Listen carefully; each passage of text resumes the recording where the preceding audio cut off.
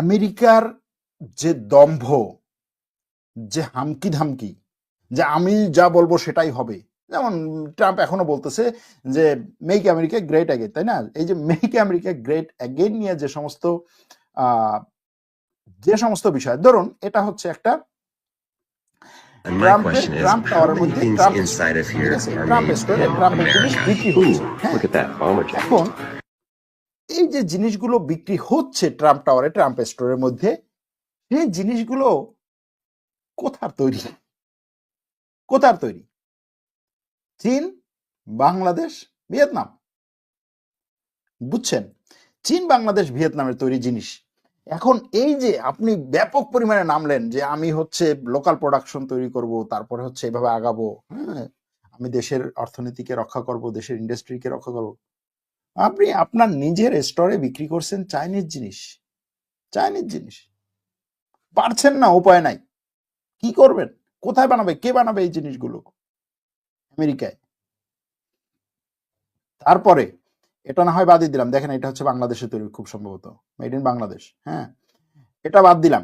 এরপরে আরেকটা জায়গায় আসি, সেটা হচ্ছে আমেরিকা এত বছর ধরে তার যে ক্যাপিটালিস্ট সিস্টেম এবং সেই এই দেশটাকে চালানোর জন্য যে কাজগুলো করেছে, সেটাতে চীনের সরকার এবং চীনের জনগণের কাছে সে বিভিন্ন জিনিস বিক্রি করেছে এবং ঋণী। আমেরিকার এই যে এই ম্যাপটাতে আপনারা দেখতেছেন, আমেরিকার বিভিন্ন অঙ্গরাজ্যে গুরুত্বপূর্ণ অনেক জায়গায় চীন বা চীনের সরকার বা চাইনিজরা জমি কিনেছে, যেগুলো এখন দেখা যাচ্ছে যে আমেরিকার গুরুত্বপূর্ণ সামরিক স্থাপনাগুলোর আশেপাশে, সব গুরুত্বপূর্ণ সামরিক স্থাপনাগুলোর আশেপাশে। নর্মালি বিভিন্ন দেশ এটা করে না। এখন দেখা যাচ্ছে যে এই খবরটাতে, এই যে রিপোর্ট, এটা দেখা যাচ্ছে যে আমেরিকার এই জিনিসটা বিক্রি করা হয়ে গেছে। তো এটা থেকে আপনার কৃষি জমি বলুন, আপনার ফ্যাক্টরি বলুন, সেগুলো পর্যন্ত ওখানে চীনের দখলে, আমেরিকার জিনিসগুলো। তো আপনি সেখানে যুদ্ধ করতে যাচ্ছেন, ঢাল্লাই তলোয়ার নাই, নিধিরাম সর্দার হিসেবে আপনি যুদ্ধ করতে যাচ্ছেন।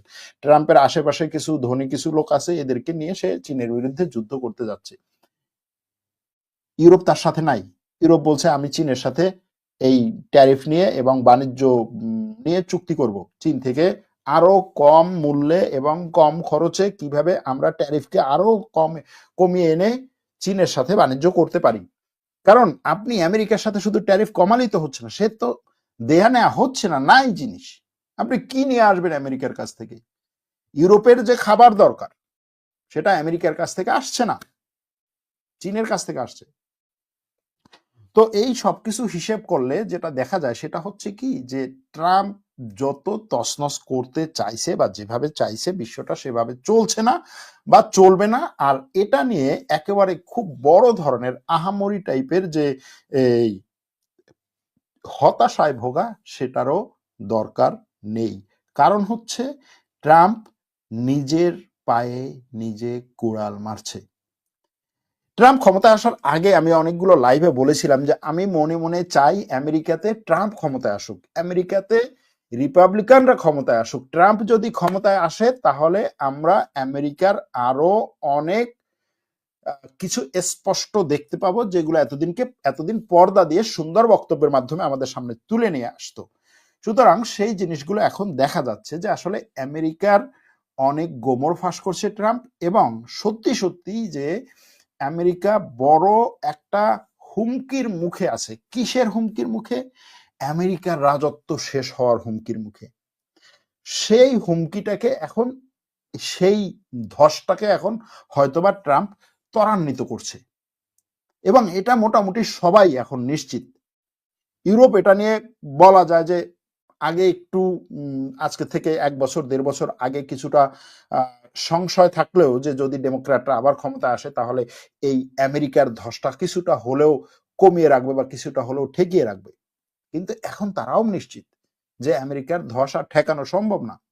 এত বড় জিনিস যে এটা যে ধসে পড়বে, বড় একটা পাথর যখন ধসে পড়বে, সেটা ছোটখাটো কয়েকজন লোক ঠেকিয়ে রাখতে পারবে না। এটা হচ্ছে এরকম একটা অবস্থা। আর ওইদিকে যেটা বললাম চীনের কথা, যে পূর্ব দিক থেকে যে সূর্য উঠতেছে, রাশিয়ার প্রেসিডেন্ট যেটা বললো যে সূর্য উঠতেছে, সেটাকে তুমি কিভাবে ঠেকিয়ে রাখবে? এখন তুমি যদি চোখ বন্ধ করে বলো যে হচ্ছে সূর্য উঠছে না, বা সূর্যকে যদি বলো যে না উঠবা না তুমি, সম্ভব না, এরকম একটা পরিস্থিতি। এখন এই পরিস্থিতিতে অনেকের প্রশ্ন যে আসলে চীন আমাদের জন্য কত ভালো হবে? ভালো হবে না, কেউই ভালো হবে না, এটা আমি অনেকবার বলে আসছি। আপনার জন্য কেউ ভালো না। আপনি নিজের জন্য নিজে যখন ভালো হবেন, নিজের কল্যাণ যখন নিজে করতে পারবেন, সেটার জন্য আপনি সবার সাথে বৈঠক করতে পারেন, চুক্তি করতে পারেন, তারপরে হচ্ছে উইন উইন সিচুয়েশনে যেতে পারেন, সেটা আপনি করতে পারেন। কিন্তু আপনার জন্য কেউ কোনোদিন হচ্ছে চোখ বন্ধ করে ভালো নিয়ে আসবে না। আপনি তার সাথে কতটা নিজের পক্ষে চুক্তি করতে পারেন, কতটা নিজেকে সে অনুযায়ী প্রস্তুত করতে পারেন, ততটা আপনি ভালো সুযোগ পাবেন। এটা সবসময়, এটা যুদ্ধের সময়ও, এটা শান্তির সময়ও, সবসময় এই জিনিসটা হয়েছে।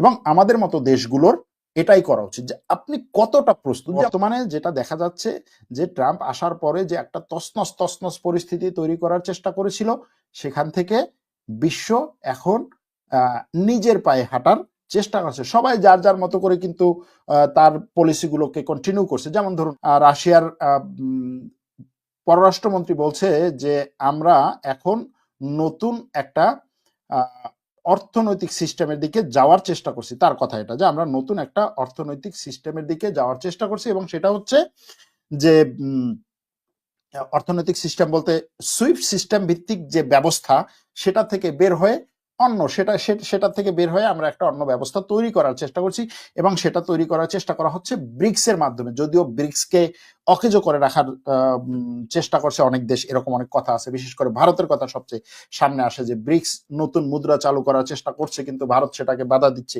এরকম অনেক ধরনের কথা। ভারতের এই ব্যাপারে অবশ্য রাষ্ট্রীয় বক্তব্য আছে যে আমরা হচ্ছে চাই না, নতুন একটা মুদ্রা ব্যবস্থা চাই না। নতুন একটা মুদ্রা ব্যবস্থা হচ্ছে আমরা যার যার লোকাল মুদ্রা আছে সেগুলো দিয়ে ব্যবসা করি, কিন্তু সেটা অনেক কঠিন একটা কাজ।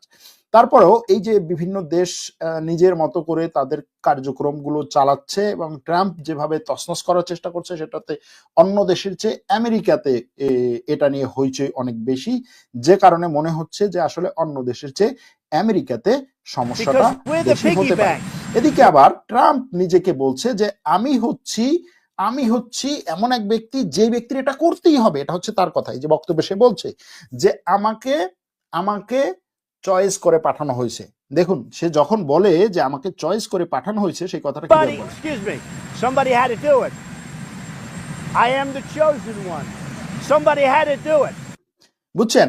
মানে উপর থেকে চয়েস করে পাঠানো হয়েছে, এটা হচ্ছে তার কথা। আমাকে চয়েস করে পাঠানো হয়েছে উপর থেকে, সুতরাং আমি এই সিদ্ধান্তগুলো নিবই, আর আমি যদি এই সিদ্ধান্তগুলো নিই এতে আমি সফল হবই। এখন দেখা যাক ট্রাম্পের এই উপর থেকে চয়েস করে পাঠানো এবং এই সফল হওয়ার ক্ষেত্রে কতটা সামনে আগায়।